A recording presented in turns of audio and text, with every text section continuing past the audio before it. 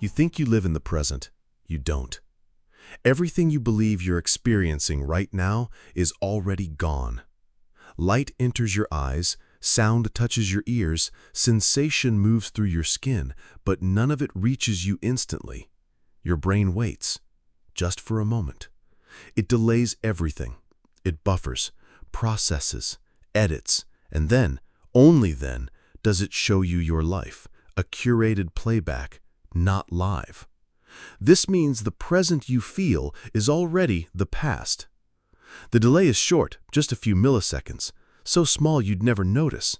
But that's what makes it so powerful.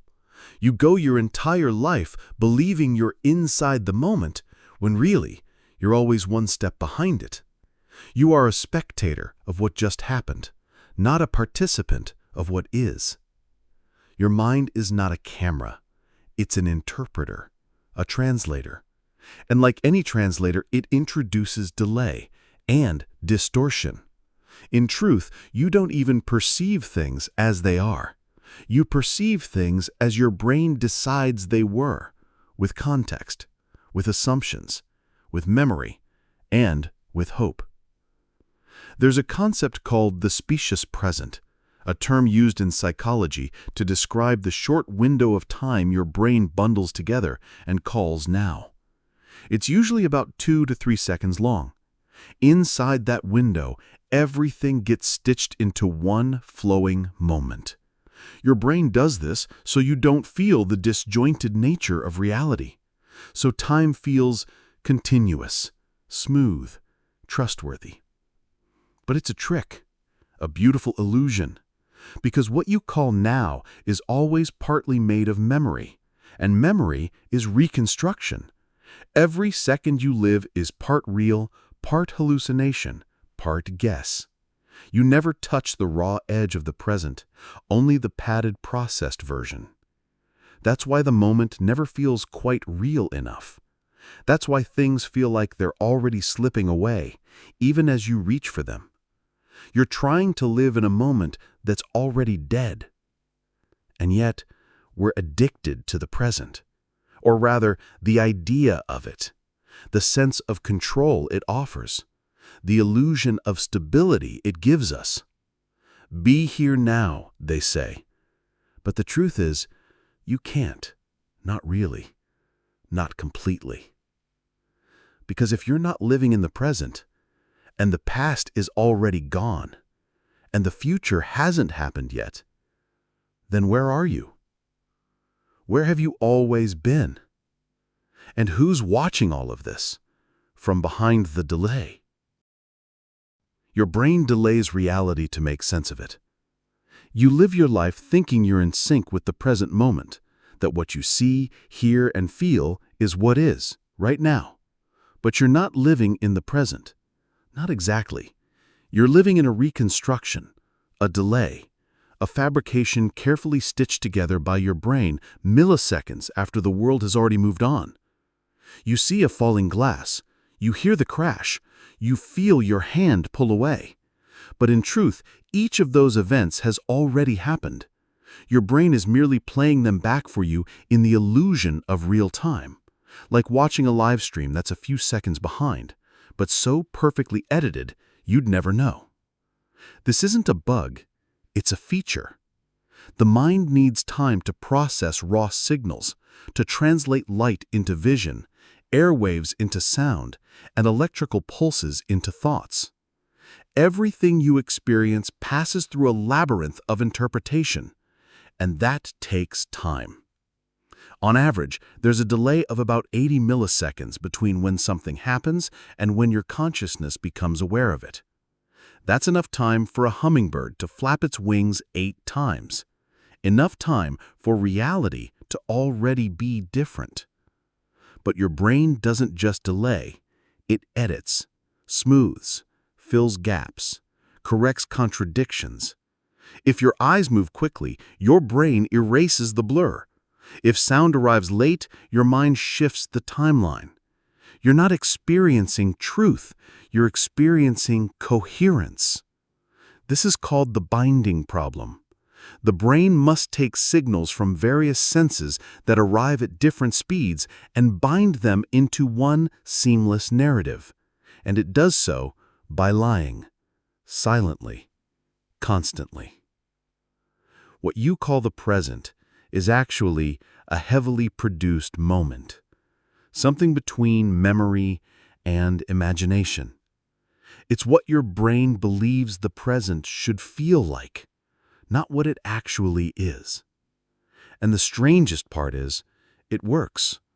We go about our lives, making decisions, forming relationships, experiencing beauty and grief, all based on a version of now that's slightly behind, slightly fake, but consistent enough that we don't question it. Until we do. The moment you realize that you've never truly touched the present, that your consciousness is always catching up, something shifts. Time becomes unstable. Reality becomes suspect. You begin to wonder, how many things have already happened before I even noticed them? You are the final recipient of a message sent through layers of delay, error correction, and subjective filtering. You are the last to know. And still, you act as if you are first. You are not in the world. You are in its echo. You don't see reality. You interpret signals. You open your eyes and assume the world enters effortlessly. A tree is a tree. A car is a car. But that's not what's happening. What you see isn't the world. It's a filtered version of it, an interpretation built by your brain. Reality doesn't arrive whole. It arrives as data, raw, meaningless, fragmented. Light enters your eyes, vibrations hit your ears, chemical molecules interact with your nose, and your brain decodes. It turns these signals into color, sound, and smell. The world you think is outside is actually reconstructed inside. Your brain doesn't show you everything. It doesn't need to. Evolution didn't reward accuracy. It rewarded usefulness. You only see what helped your ancestors survive, not reality, just a useful illusion of it. Colors aren't real. They're how your mind translates different wavelengths of light. Sound doesn't exist outside your ears. It's your brain assigning meaning to air pressure. Even time, the thing you rely on to make sense of motion, is a cognitive construction. We assume we walk through the world, but really, we walk through our own projections of it. What you see isn't the thing. It's your model of the thing. And every model is incomplete. Some people sense more, others less. People on psychedelics report seeing patterns, hearing colors. People with synesthesia merge senses. People with blindness develop enhanced spatial hearing. There is no one version of reality. There is only interpretation. And interpretation is fragile. Stress changes what you perceive. So does trauma. So does culture. Your mind doesn't give you the truth. It gives you a story. And that story shifts with who you are. So when you look at the world, what are you really seeing? Is it the tree? Or your brain's best guess of what a tree is, stitched together from memory, sensation, and belief? The scariest part isn't that we might misinterpret the world. It's that we never had access to the world in the first place. Your brain edits your memories constantly. Memory feels like a recording, a moment stored, filed, and replayed when needed. But the truth is far stranger and more fragile. Your brain doesn't store memories like files in a cabinet. It rewrites them, constantly. Every time you remember something, you're not playing it back, you're recreating it. You're not retrieving the memory, you're reconstructing it from fragments, from sensory pieces, from stories you've told yourself. And with each reconstruction, the memory changes, subtly, imperceptibly, but undeniably. You remember how you felt, but emotions mutate. You remember who was there, but faces blur. Details shift. And over time, the line between what actually happened and what you believed happened dissolves. The truth gets softer, pliable, bent gently into the shape your present self needs it to be. This isn't a flaw, it's a feature. The brain doesn't preserve memories like relics, it updates them like software, to protect you, to stabilize your identity, to make sense of things that may have once made no sense at all. But that also means you can't ever be sure. Even your most vivid memories, your first kiss, a goodbye, a loss, they've been altered, dressed up by your own mind to fit the story you tell yourself about who you are. Studies show how shockingly easy it is to implant false memories. Simply suggesting an event happened can, over time, make the brain believe it did. The more often you recall a moment, the more it changes. The more real it feels, the more likely it is to be rewritten. This leads to a quiet, unnerving realization. You are, in part, a story built from fiction. Not lies, but reconstructions, interpretations, emotional edits. You trust your memory because you have to, but it's not the anchor you think it is. And so every memory you cherish, every regret you carry, every detail you're sure of, might just be a version, one of many, made not to preserve truth, but to protect you from it. Time feels faster as you age, and it's not just a feeling. When you were a child, summer seemed endless. A single afternoon could stretch forever, blooming with imagination, movement, waiting. You could count the seconds. You could feel them pass. Now, years vanish between blinks. Birthdays blend, months dissolve into calendar notifications. You turn around, and another year has gone. Everyone says it, time goes faster as you get older.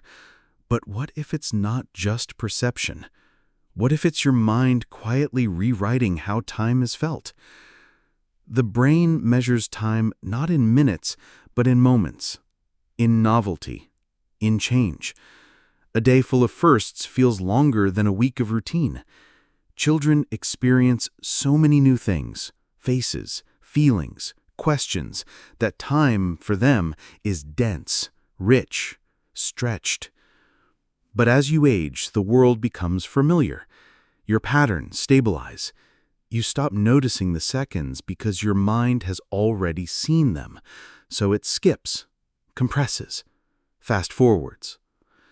It's not time that speeds up, it's attention that fades. Your brain is an efficiency machine, and repetition is its shortcut. The more predictable your life becomes, the fewer memories it logs. And fewer memories mean less substance, less density, and so less time. A routine week feels like a blink, but a single unexpected moment, a loss, a move, a confession, can stretch time out like canvas. When you're afraid, time slows. When you're overwhelmed, it fragments. When you're truly present, it expands. And yet we spend our lives trying to make things faster, more efficient, more productive. But in doing so, we erase the very texture of time. We make life feel shorter while doing more of it. This is the strange tragedy of growing older. Not just that we run out of time, but that we stop feeling it. We exchange wonder for repetition, curiosity for comfort. The infinite stretch of a summer afternoon becomes the blur of a passing year. But time has not changed. We have. And maybe, just maybe, if you stop, look, step into something unfamiliar, time will thicken again. And for a brief moment, it will feel like it used to. Slow, heavy, full of life. Your sense of time stretches or shrinks, depending on your emotions. You felt this before. A minute of silence in a waiting room can feel like a quiet eternity. But 5 hours with someone you love can vanish before you notice the sky has changed. We speak of time as though it moves with a metronome, steady, objective, fair. But inside your mind, it's more like water, shaped by the container of your emotional state. Fear, for example, expands time. Not in the moment, but in memory. Ask someone who's been in an accident. They'll often say, "It felt like everything slowed down." In reality, time didn't stretch. The brain simply recorded more. Details become vivid, dense, memorable. The more your brain notices, the longer the moment feels in hindsight. Joy compresses. When we laugh, dance, get lost in a story, time slips away. Your mind stops tracking, stops measuring. You're simply in it. And that's the paradox. The more present you are, the less you notice time. Boredom, on the other hand, is the illusion of slowness. You stare at the clock. Nothing happens. Nothing changes. You count the seconds, and in doing so, you stretch them. Pain is similar. A moment of suffering can feel like an endless world, not because time drags, but because your mind refuses to leave. It stays, repeats, fixates. Emotions sculpt time. That's why childhood summers felt so long, why grief can make a week feel like a year, why falling in love can compress entire seasons into single memories. Your emotional state is the lens. Time is only what passes through it. But here's the strange part. We often ignore this lens. We plan our lives around clocks and calendars, forgetting that time, as we live it, is entirely subjective. Two people can sit through the same hour and come away with different experiences of its length. You are not just passing through time, time is passing through you. And maybe the goal isn't to stretch it endlessly, but to feel it fully, to color each moment with awareness, to notice. Because time isn't a number, it's a feeling. Time slows down in fear, but only in memory. You've probably heard it before. I remember it clearly. Everything felt like it was moving in slow motion. A car crash, a sudden fall, the sharp moment when something goes terribly wrong. And yet, time didn't actually slow down. The seconds were still seconds. The world moved on, as it always does. What changed was you. In moments of fear, your brain shifts gears. It starts recording more, not just what's happening, but everything. Your heart rate, the sound of glass cracking, the way the air felt. Details pile in. And later, when you remember that moment, you have more data to sort through. It feels longer, not because it was, but because your mind made it bigger. Think of it like a camera. Normally, your brain records life at 60 frames per second, but during a crisis, it jumps to 1,000. And when you play it back, the moment stretches, becomes heavier, slower, more vivid. Fear doesn't slow time, it intensifies memory. Compare that to joy. When you're laughing, dancing, completely present, your brain doesn't bother counting. It just lets go. And suddenly, hours vanish like smoke. Because you didn't track the moment. You lived it. Pain, on the other hand, often does the opposite. It traps you in time. Each second becomes a room with no exit. Not because it's long, but because you can't escape it. Time isn't just what ticks on the clock. It's what gets written down inside you. Fear scribbles with frantic detail. Joy sketches lightly, then moves on. Boredom carves each second into stone.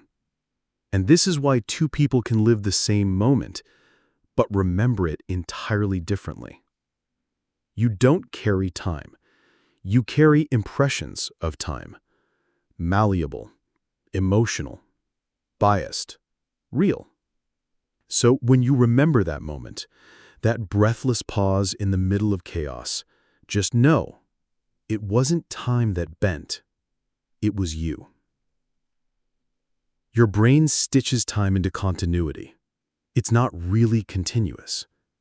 You believe time flows, like a river, smooth and unbroken, but that's not what your brain sees. In truth, your experience of time is more like a flickering slideshow than a flowing stream. Your brain doesn't take in everything all the time. It takes snapshots, fragments. Then it fills the gaps between them to create the illusion of a continuous present. Imagine walking through a forest. You hear the rustle of leaves. You smell the damp earth. You feel the soft crunch of twigs beneath your feet. But all of this isn't happening simultaneously. Your brain captures bits of input, visual, auditory, tactile, and stitches them together into a single, fluid moment. In reality, there are microgaps, tiny silences, blanks between the senses. And you never notice, because your mind is a master editor. It's like watching an old film reel, where each frame is separate, still, and silent. But played fast enough, they become a story, a seamless living world. That's what your consciousness is doing all the time. It's not just recording reality, it's inventing continuity. Every blink you take, every moment your attention drifts, your brain fills in what it assumes must have happened. Not with malice, with necessity. Because the alternative, disjointedness, chaos, silence, would be unbearable. This means that what you call the present isn't raw truth. It's a story, a reconstruction. Your mind taking raw fragments of the world, shaping them into something fluid enough to feel real. You've felt this in déjà vu, or when a second stretches into a minute during shock, or when a memory seems too smooth to trust. Time, as you feel it, is memory stitched to attention. The in-between is imagination. So, no, you don't move through an unbroken stream of time. You leap from frame to frame, like a skipping stone.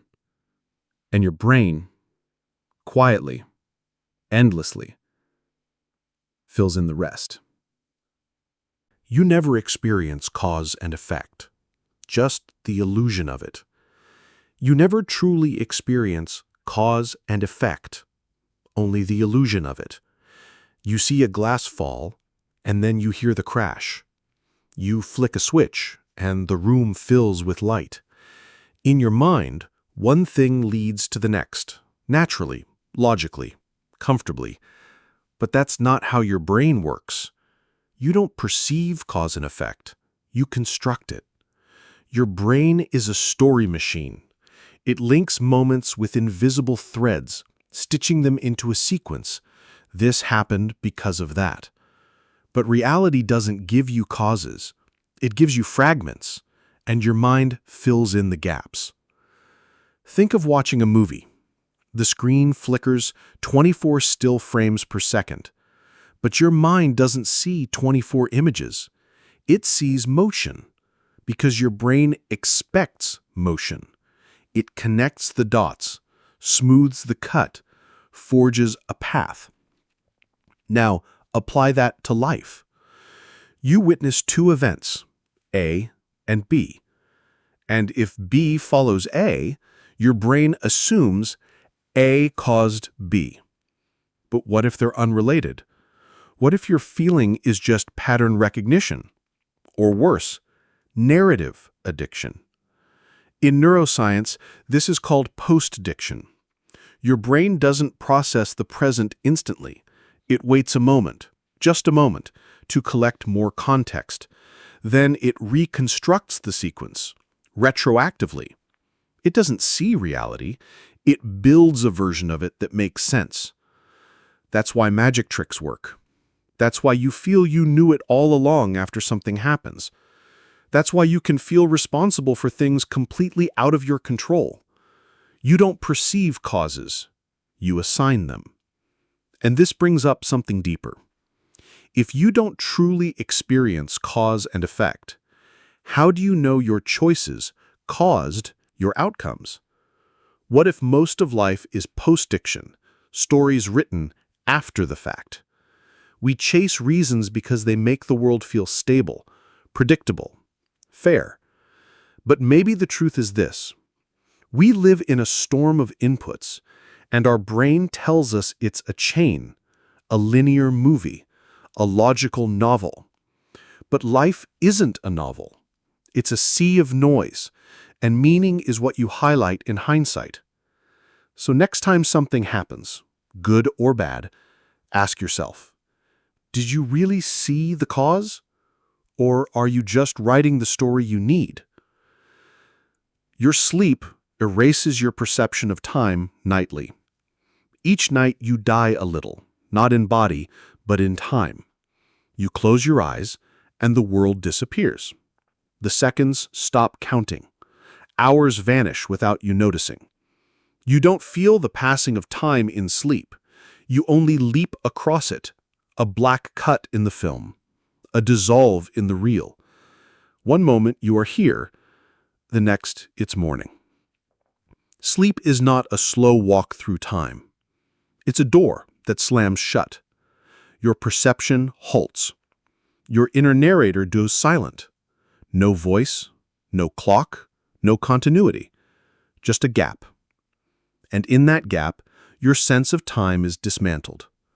You might dream, but even dreams disobey time's rules. Minutes stretch into days, or entire nights pass in a flash. You wake unsure whether you've been asleep for 5 minutes or 5 hours.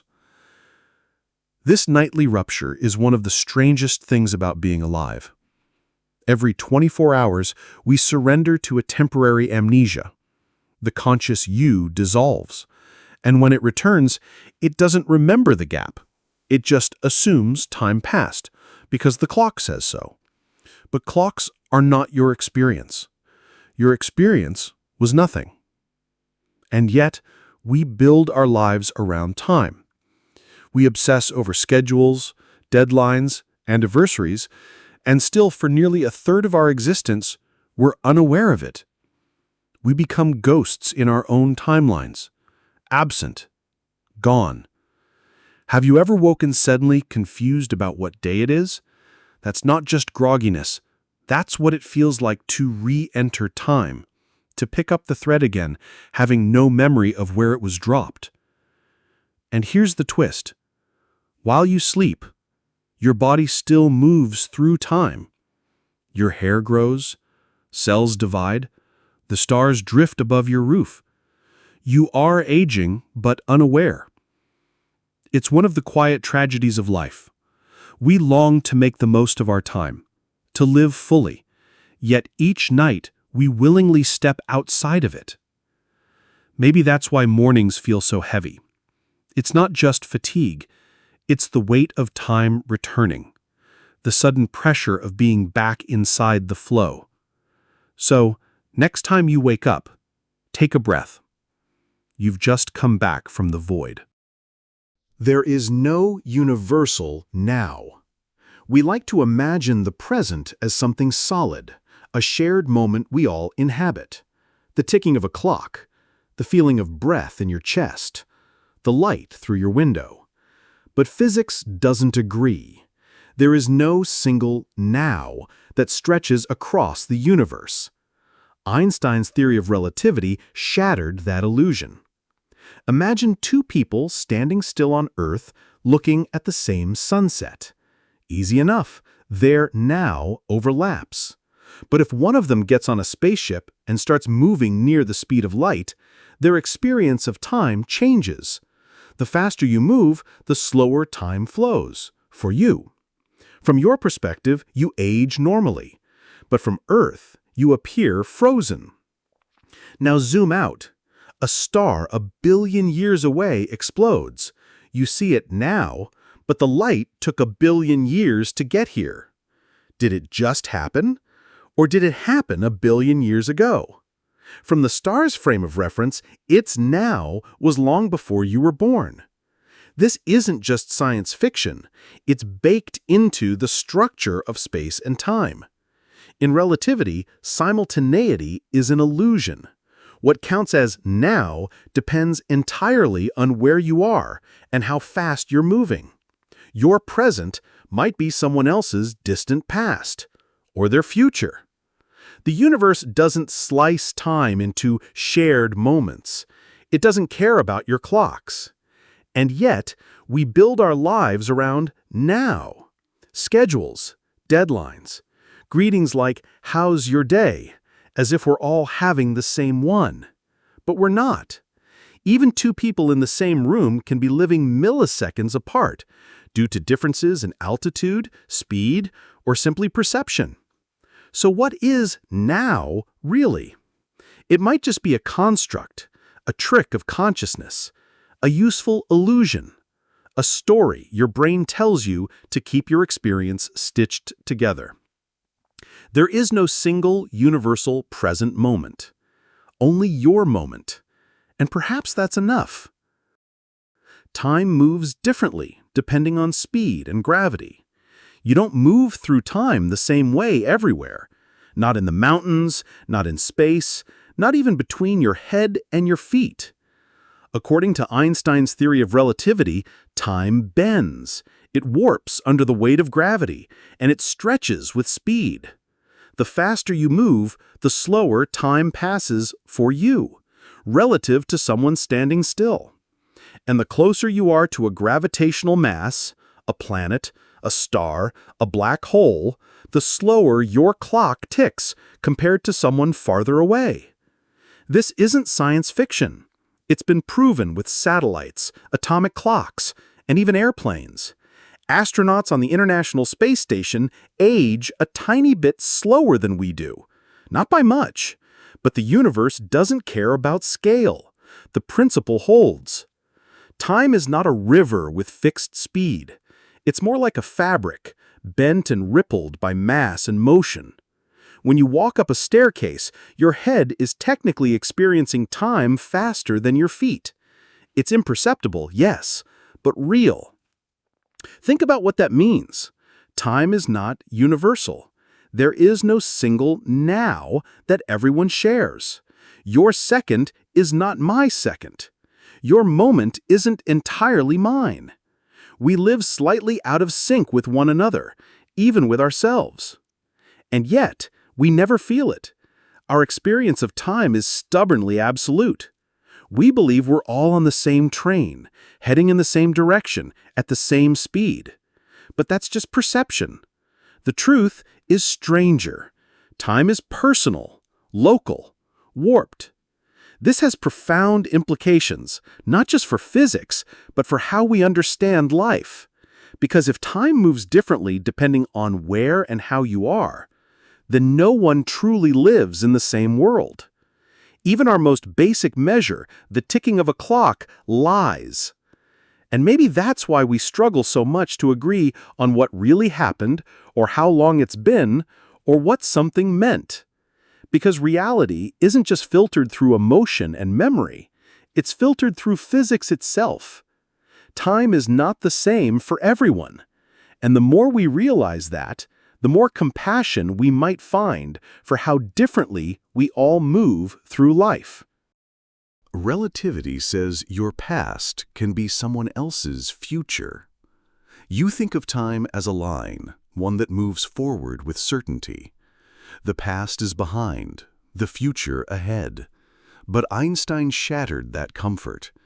In his theory of relativity, time is not absolute. It bends. It warps. It stretches.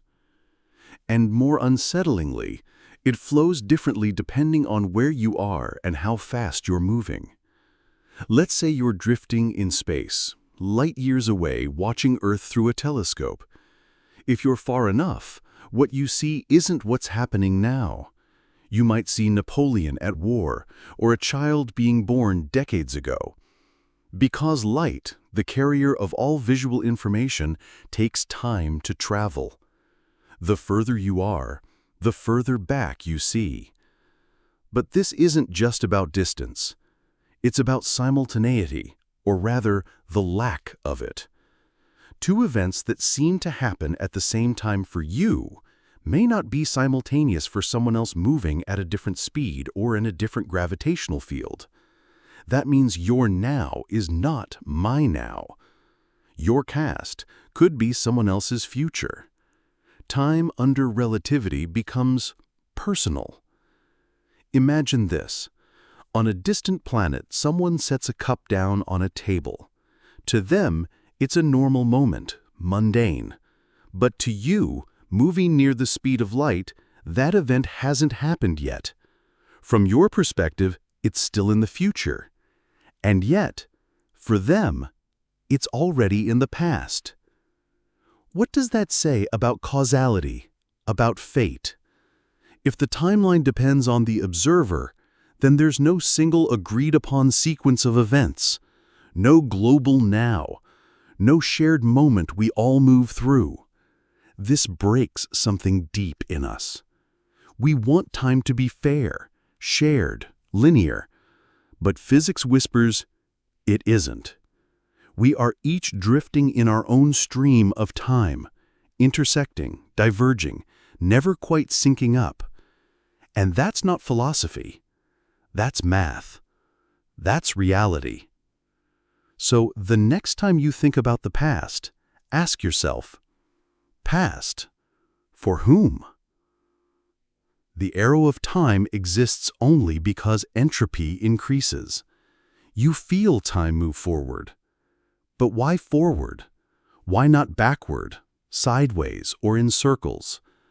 In the equations of physics, Newton, Maxwell, Schrödinger, time is symmetrical. They work the same whether time flows forward or in reverse. Drop a ball or rewind the footage, the math makes no objection. Nature, on paper, is timeless. And yet, in your experience, time moves one way, always forward, irreversible. Why? Because of entropy. Entropy is disorder, or more precisely, the number of ways something can be arranged.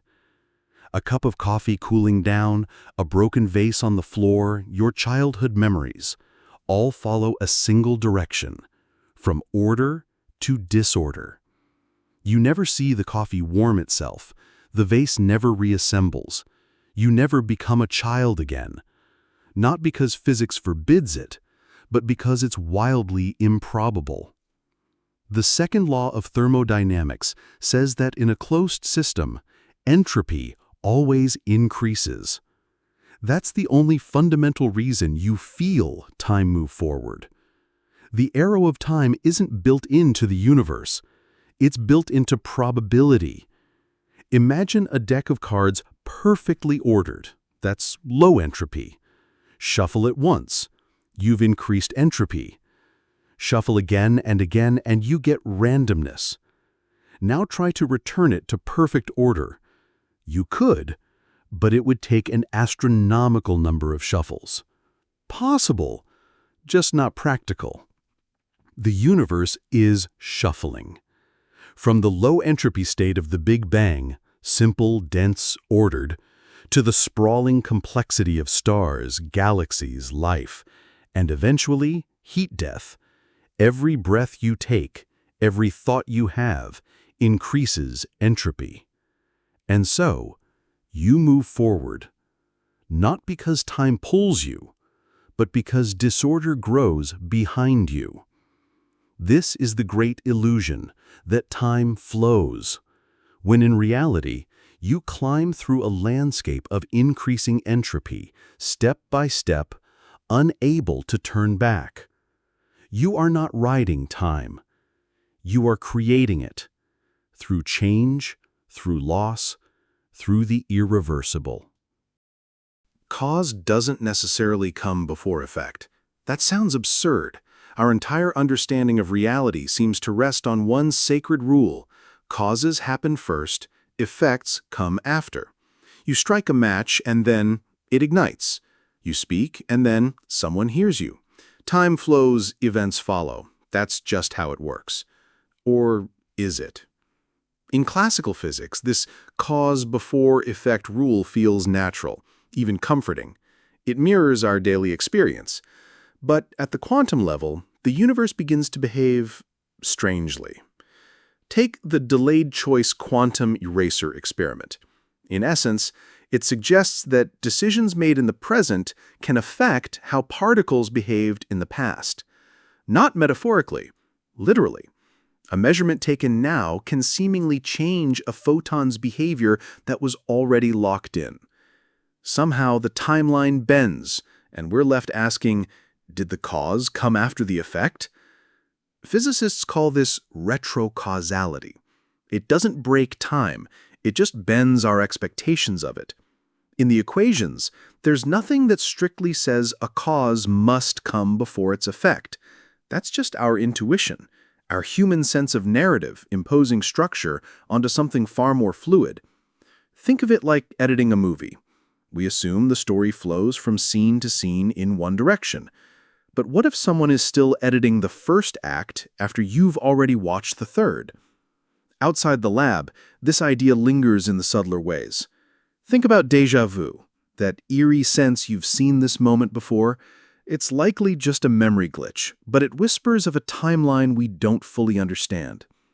Or intuition, those moments where you act without knowing why, only to find out later it was the right decision. Coincidence?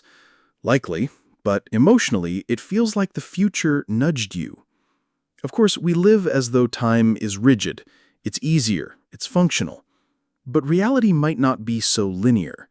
The more we learn, the more we see our sense of time, of what must come first, is just a story we tell ourselves to feel safe. But if time is not a strict arrow, what is it? Maybe it's a landscape, and maybe, just maybe, we're not walking across it. Maybe it's flowing through us, sometimes forward, sometimes not. In quantum theory, time might not exist at all.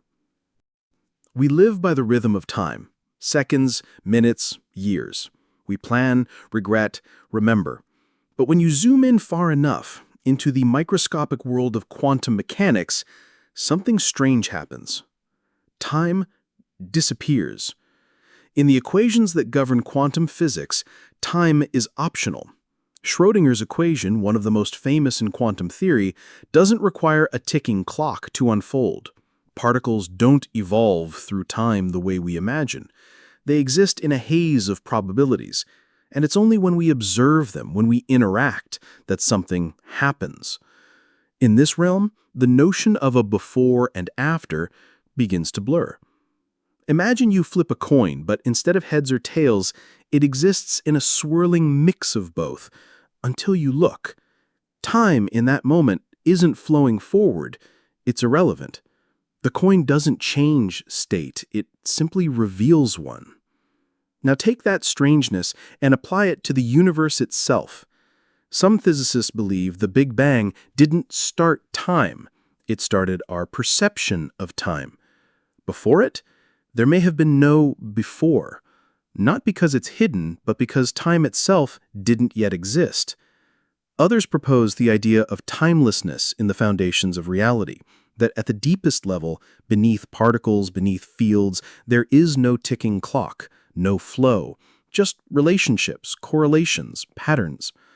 Time, they argue, is something we invented, a convenient illusion to make sense of change.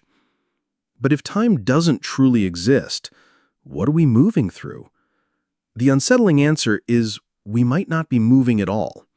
Instead, we might be navigating a static structure, like frames in a film reel. Our consciousness drifts from scene to scene, giving us the illusion of momentum. But the reel is already there, complete. This isn't just theory, it's echoed in models like the Wheeler-DeWitt equation, or the timeless view of quantum gravity. Even the famed physicist Carlo Rovelli suggests that time may emerge from entanglement, not from any fundamental law. If that's true, then every moment you've ever lived still exists, right now, somewhere in the structure, frozen, eternal. And the present, it's just the spotlight we shine as we read the script. The block universe suggests your future is already written. The block universe theory doesn't just change how we think about time, it changes what we think it is. In everyday life, we experience time like a river, flowing from past to future, moment to moment. Events unfold, we make choices, the future is unwritten.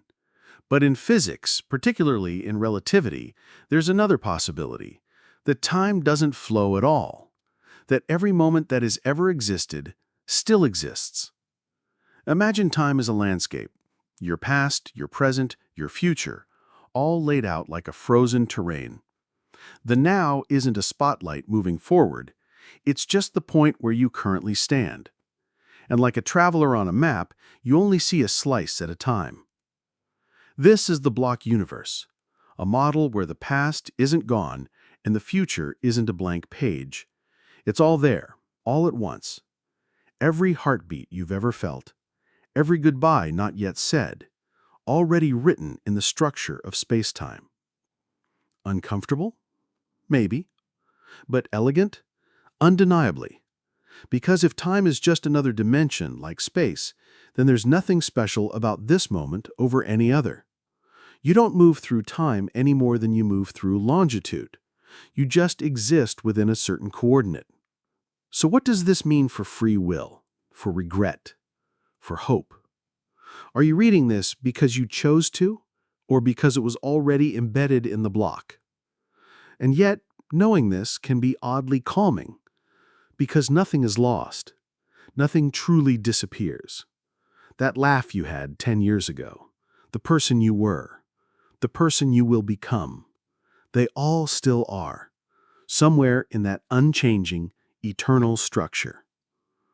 Perhaps your life is not a path to be carved, but a story to be read, not one word at a time, but all at once, when seen from outside. There is no fundamental equation in physics that requires time to move forward. You might think the future is always ahead of you and the past forever behind. That time, like an arrow, only travels in one direction, forward. But here's the unsettling truth. The deepest laws of physics don't care which way time goes. At the most fundamental level, in Newtonian mechanics, in electromagnetism, even in the equations of quantum physics, the math works just as well whether time moves forward or backward. There's no built-in arrow, no cosmic setting that demands time to flow like a river from past to future. Imagine watching a video of a glass falling off a table and shattering. Play it backwards, and you'll see the shards leap up and reassemble. Absurd, right? But the laws governing the motion of every molecule in that glass? They don't object. They're perfectly symmetrical in time. So where does our sense of forward come from? The answer lies not in the laws, but in entropy, in the second law of thermodynamics, which says that disorder tends to increase. It's not the equations that force time forward. It's the statistical unlikelihood of things naturally becoming more ordered. A shattered glass doesn't reassemble, not because it can't, but because it's so unlikely that it practically never happens. Entropy gives us the illusion of a temporal arrow, of before and after, of cause and effect. But the deeper we go, the more the line between them begins to blur. And here's the haunting part. If time's direction is only a byproduct of increasing disorder, what happens if the universe ever begins to reverse? Would time rewind? Would memories unspool? Would death precede life? It challenges the very core of our identity. We think of ourselves as travelers moving forward, aging, changing. But if the laws of the universe are silent on the direction of time, perhaps that forward is just a convenient story we tell ourselves to stay sane in a reality that might be timeless. You're not moving through time. You're embedded in a pattern that doesn't prefer any direction. And yet here you are, thinking, feeling, remembering, always forward.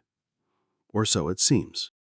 Your perception of sequence is a survival mechanism.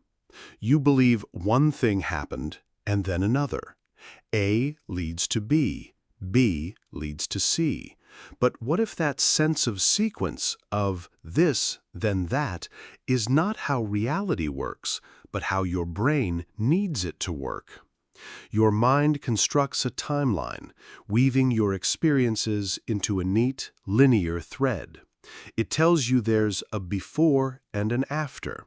It makes sense of chaos by giving it a direction.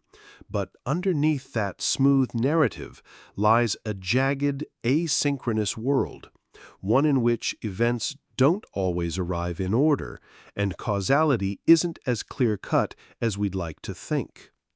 In neuroscience, there's something called the binding problem, the question of how your brain stitches together input from different senses to form a coherent experience. Sound reaches your brain faster than light. Touch signals can arrive late, and yet you never notice. Why?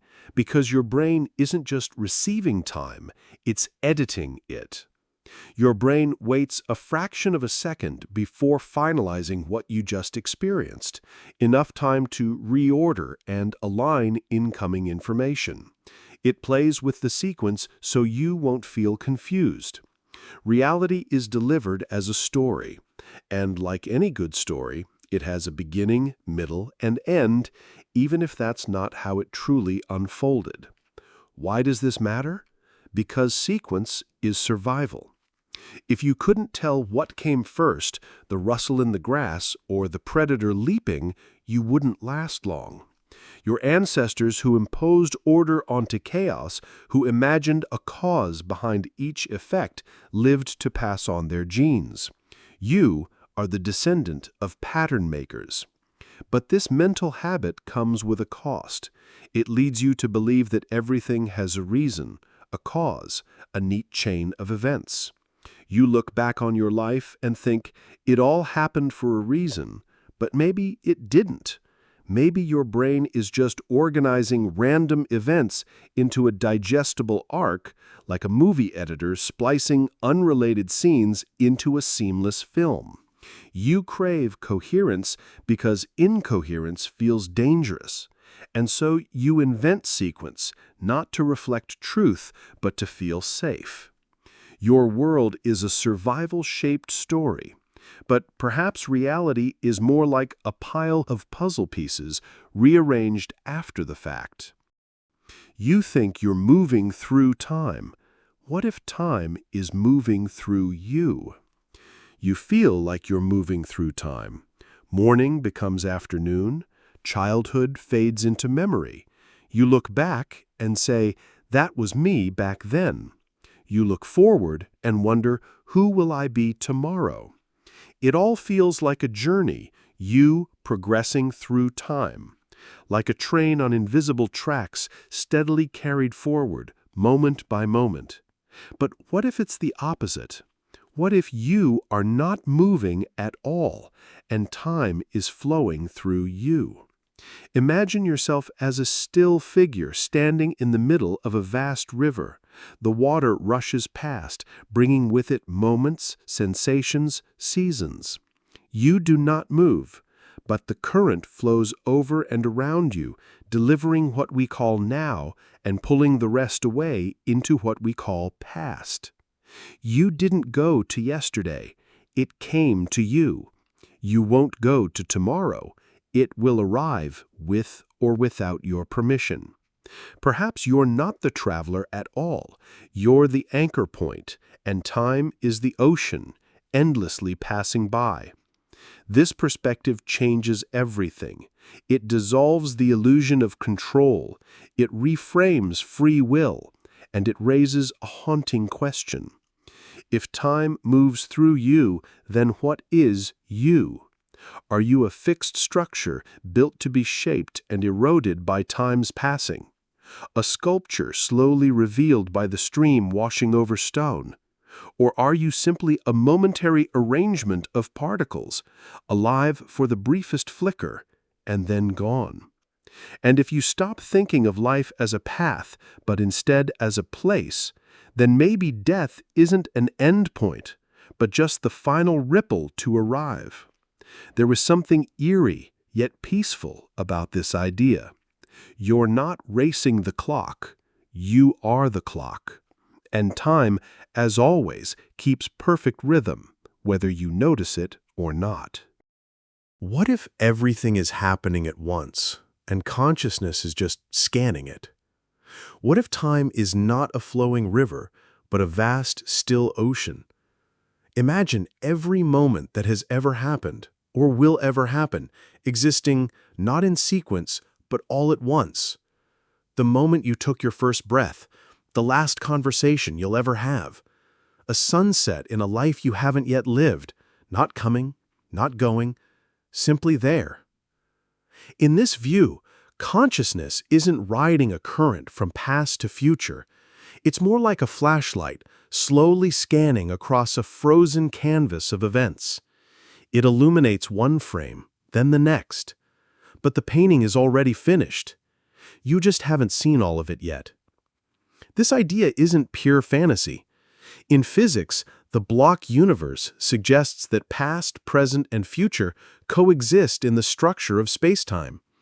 Quantum theory, too, entertains realities where causality bends or even collapses. And consciousness? Science still can't pin it down. So what if your experience of moving forward is just the act of awareness shifting focus? Like flipping through pages of a book, your consciousness reads each chapter in order. But the story? It already exists, beginning, middle, and end. This may sound bleak, even imprisoning, but pause for a moment. If everything is already there, then every joy, every connection, every second of beauty is preserved. You can't lose what never truly leaves. The kiss, the laughter, the tear that fell and dried, all eternally woven into the structure of what is.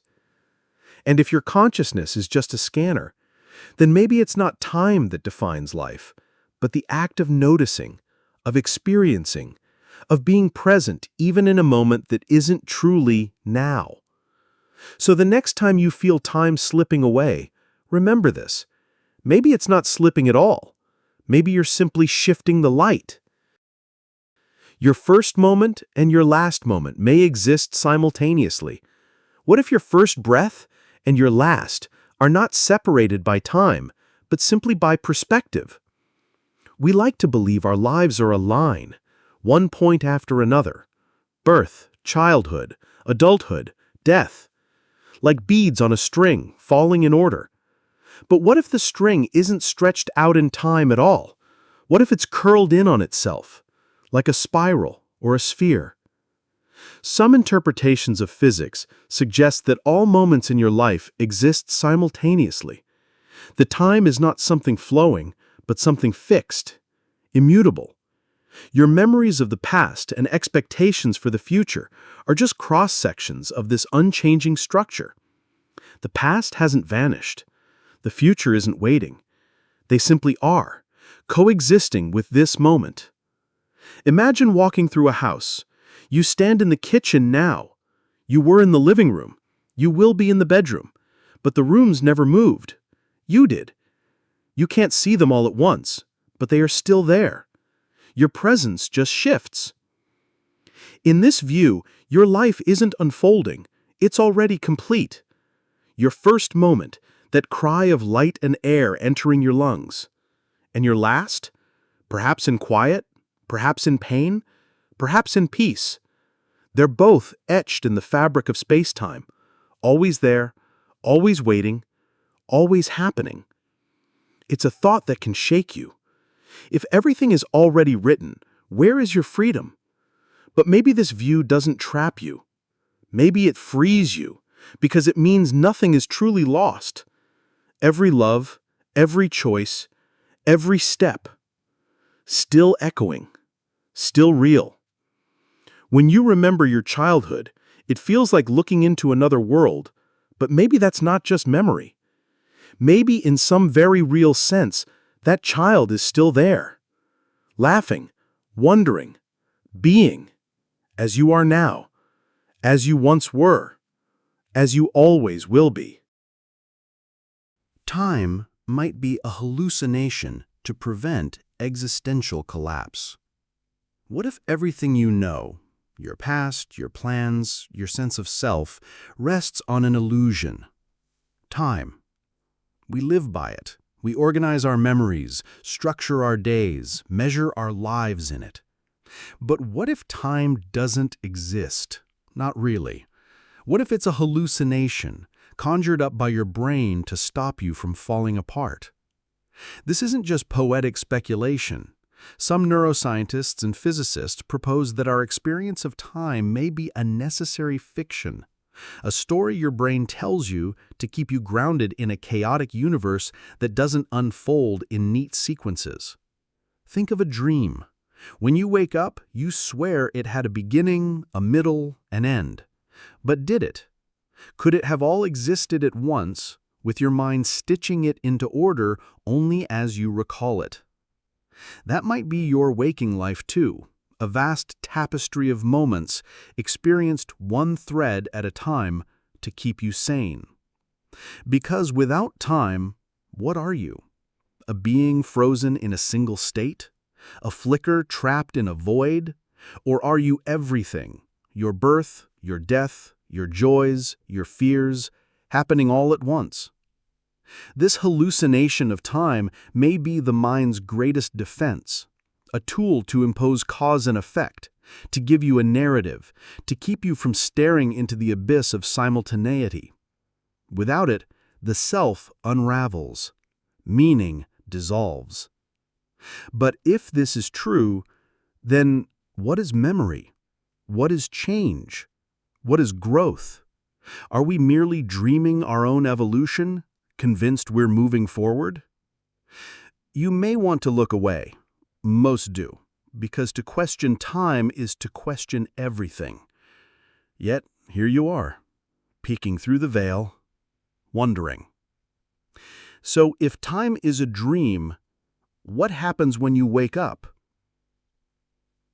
If time stops, you wouldn't know. You'd be frozen too.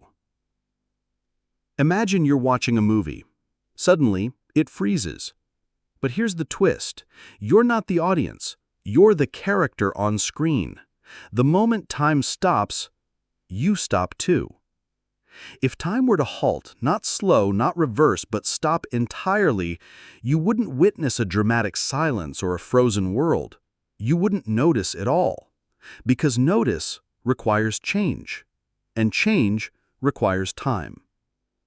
We think of time as a river and ourselves as boats floating downstream. But if the river froze mid-flow, every drop suspended, your very thoughts would freeze with it. No awareness, no perception, no witness. It's unsettling, because deep down we assume that our consciousness stands apart from time, that we exist in it, but not because of it. But the truth might be colder. Consciousness is time-bound. You think because time flows. You feel because one moment passes into the next.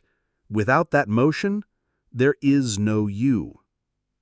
We like to think we'd see it coming, that if time were to stop, we'd feel a shift, hear a final tick, notice a stillness. But that's just another illusion. Time cannot stop for you.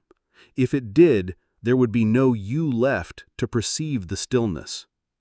It's like trying to see darkness with no light or hear silence with no sound. The experience is defined by its absence.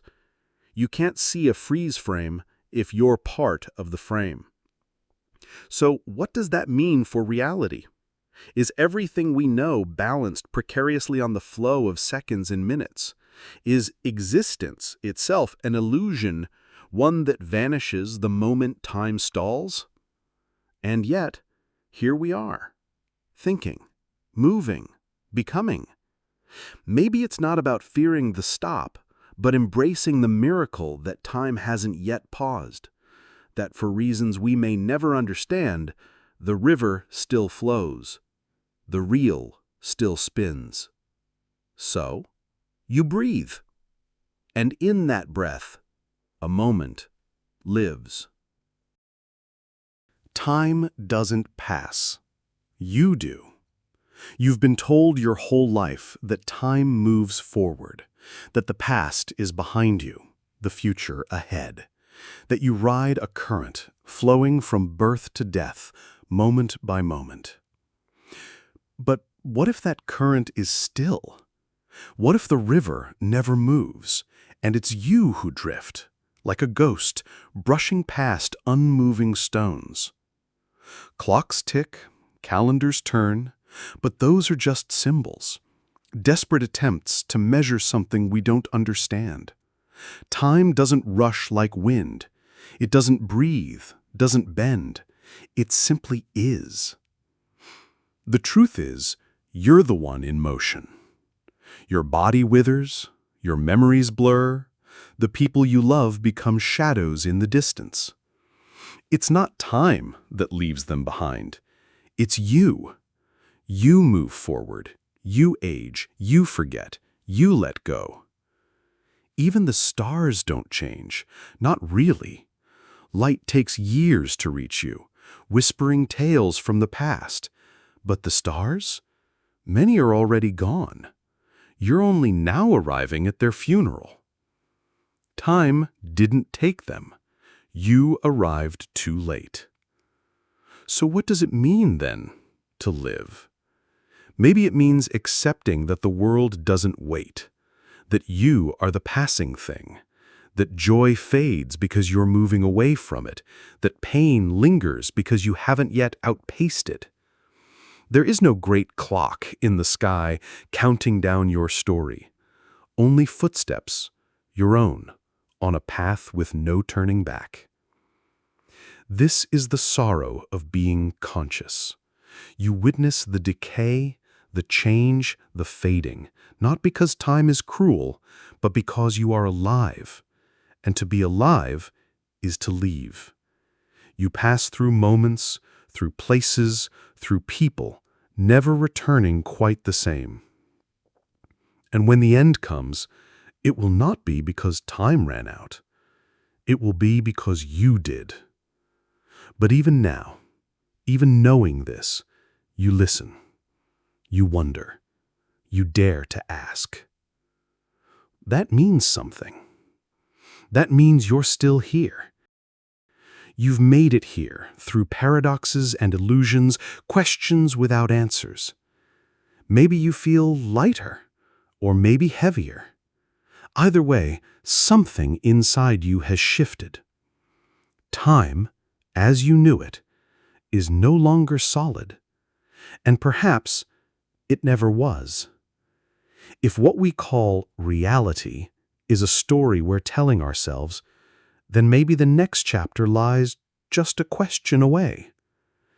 In the next video, we'll descend even deeper, to a place where your first moment and your last might exist simultaneously.